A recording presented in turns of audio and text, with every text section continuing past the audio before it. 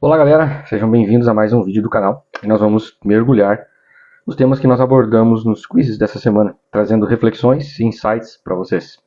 Lembre-se disso. Como sempre, a nossa perspectiva é guiada pelo reino de Deus, pela base bíblica de Mateus 6,33, que diz: buscar em primeiro lugar o reino de Deus e a sua justiça, e as demais coisas vos serão acrescentadas. Estão preparados para nós falarmos sobre eles? Bora lá? Um deles, nós tratamos sobre a colonização de uma nova terra. Esse princípio fala que quando uma nação se assenhora de outra, a primeira coisa que ela implanta em uma nova terra é a sua língua. Então, ela retira a língua local e estabelece a língua do governo soberano. Porque isso diz a respeito de tratar de comunicação, de que eles possam implantar todos os seus processos, e para isso necessita de uma comunicação eficaz. Interessante que Jesus falou em Marcos 16:17. Tem mais coisas que ele falou, mas uma delas é que em seu nome nós falaríamos novas línguas. Interessante pensar que o Senhor ele veio trazer de volta o reino de Deus aqui na terra, uma vez que Adão havia perdido. Então, considerando isso, nós pensamos também que um rei, tudo que está sobre o seu reino pertence a ele. Rei significa senhorio, e tudo que há naquele reino pertence ao rei. Então ele é senhor de tudo, da terra, das pessoas, dos bens, de tudo que pertence ao reino. Na verdade, pertence ao rei, porque o rei e o reino são um só. Ele é dono de tudo, absolutamente. Nós pensamos que em outros reinos, as pessoas que representam oficialmente o rei poderiam ser qualquer um de seus cidadãos, mas não. Nós podemos visitar outras nações, mas as pessoas que representam o rei em outra nação e seu rei e seu reino em outra nação são os embaixadores. E por onde eles andam, eles carregam consigo o seu reino. Então toda vez que alguém maltrata um embaixador, quando ele está numa outra nação, está maltratando o rei, a nação a qual ele representa. É interessante pensar dessa forma, não é mesmo? Considerando isso, nós vemos que o embaixador é a única pessoa que tem os mesmos poderes de um rei, quando ele está no exercício da sua função. Então, um embaixador, estando em outra nação, embaixador do Brasil, estando em outra nação, ele representa o Brasil. Né? As palavras dele representam os interesses do Brasil, né? Do nosso governante. No caso aqui, nós não somos um reino, mas sim uma nação. Muito bom nós pensarmos também, Paulo deixou um escrito de 2 Coríntios capítulo 5, do versículo 20 ao 21, falando que nós somos embaixadores de Cristo. Cristo também é conhecido, nós vemos em Apocalipse, como o Rei dos Reis. Então nós somos embaixadores, ou seja, nós representamos o Rei Jesus, os seus interesses. E o que ele veio trazer aqui? Um reino. Então, o reino dos céus aqui na terra. Deus reina no céu. Foi isso que Jesus Cristo nos trouxe em sua mensagem. E ele veio reinar aqui na terra. Sobre o quê?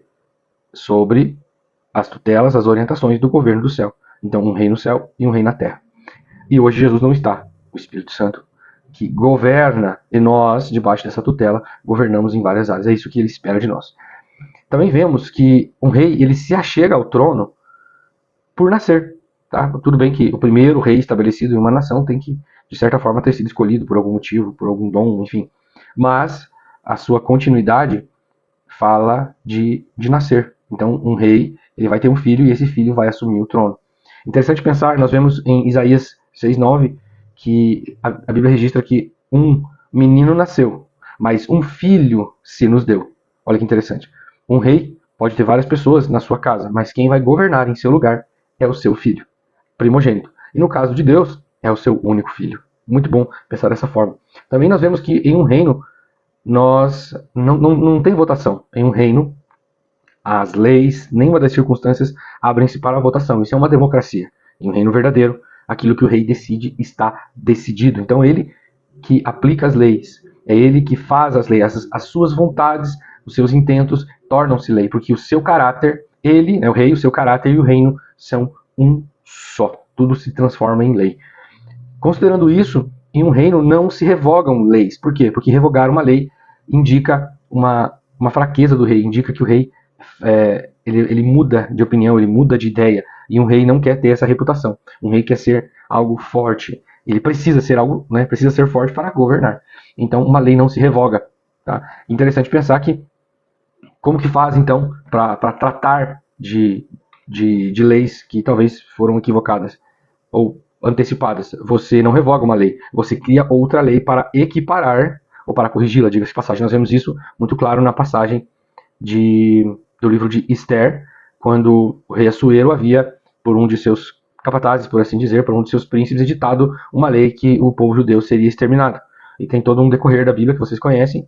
E então, como a lei não poderia ser revogada, porque a própria rainha era, né, de Israel, mas eles conseguiram o quê? Não podia ser revogada a lei, então eles criaram uma, dando a oportunidade de Israel se defender.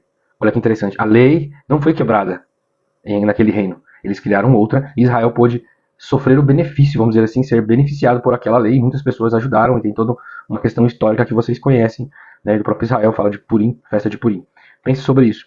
E para nós encerrarmos, nós falamos tanto sobre autoridade, sobre embaixadores, nós falamos que o embaixador, ele fica, né, na sua melhor da sua função e do gozo das suas funções, ele fica em outra nação. Quando ele está em outra nação, ele está representando o seu país, o seu rei. Ele carrega consigo o seu país e o seu rei. E por conta disso ele é muito bem tratado.